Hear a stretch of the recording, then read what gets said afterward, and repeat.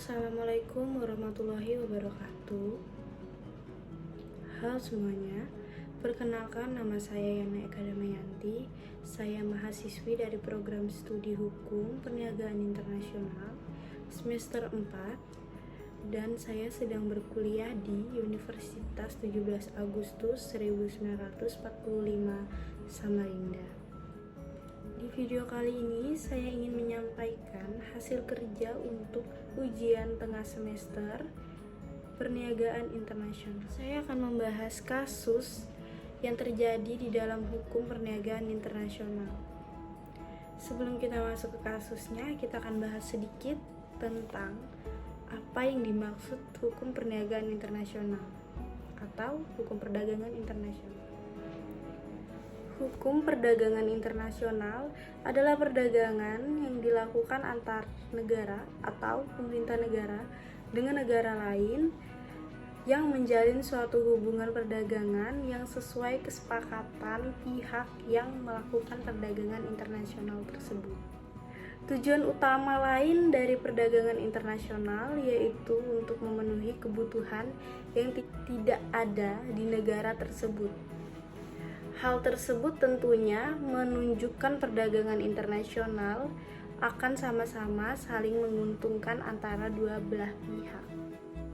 Lalu ada beberapa manfaat mempelajari hukum perniagaan internasional, antara lain sebagai berikut. Yang pertama, memperluas pasar dan meningkatkan pendapatan. Kedua, peluang kerja yang terbuka lebar. Ketiga, meningkatkan kemampuan negara. Selanjutnya ada prinsip-prinsip dasar yang mengatur jalannya hukum perniagaan internasional atau hukum perdagangan internasional. Yang pertama, ada kebebasan berkontrak. Yang kedua, facta sunt servanda. Yang ketiga, penyelesaian sengketa melalui arbitrase. Yang keempat, kebebasan komunikasi atau navigasi. Oke, mungkin sudah cukup ya. Selanjutnya, kasus yang akan saya bahas yaitu sengketa minyak kelapa sawit antara Indonesia dan Uni Eropa. Seperti yang kita ketahui, produksi minyak kelapa sawit di Indonesia sangatlah melimpah dan sangat berpotensi untuk mengembangkan penjualannya ke skala yang lebih besar. Namun dengan segala potensi yang dimiliki oleh minyak kelapa sawit, menempuh banyak masalah dalam proses pengembangannya. Kendala yang paling berat yang dirasakan oleh pemerintah Indonesia adalah adanya kampanye hitam tentang minyak kelapa sawit oleh negara-negara Eropa. Negara Eropa beranggapan bahwa minyak kelapa sawit di Indonesia sangat tidak ramah lingkungan dan menyebabkan kerusakan alam. Padahal minyak kelapa sawit merupakan prioritas komoditi ekspor terbesar di Indonesia. Pembukaan lahan yang digunakan untuk minyak sawit juga memberikan potensi bagi terbukanya lowongan pekerjaan yang akan menyelesaikan masalah pengangguran di Indonesia. Padahal dalam kenyataannya minyak kelapa sawit produksi negara-negara di Eropa sendiri pun masih dan sedang berkembang penjualannya di sana. Hal tersebut menurut ilmu hubungan internasional dapat digolongkan sebagai upaya proteksionisme Uni Eropa terhadap minyak kelapa sawit negara lain.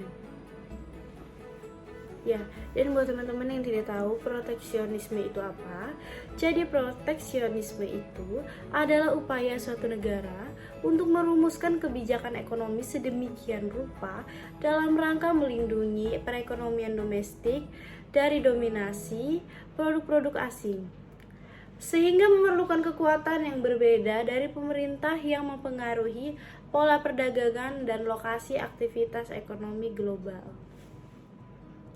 Dan pemerintah Indonesia harus menempuh berbagai upaya untuk meminimalisir upaya proteksionisme yang terjadi.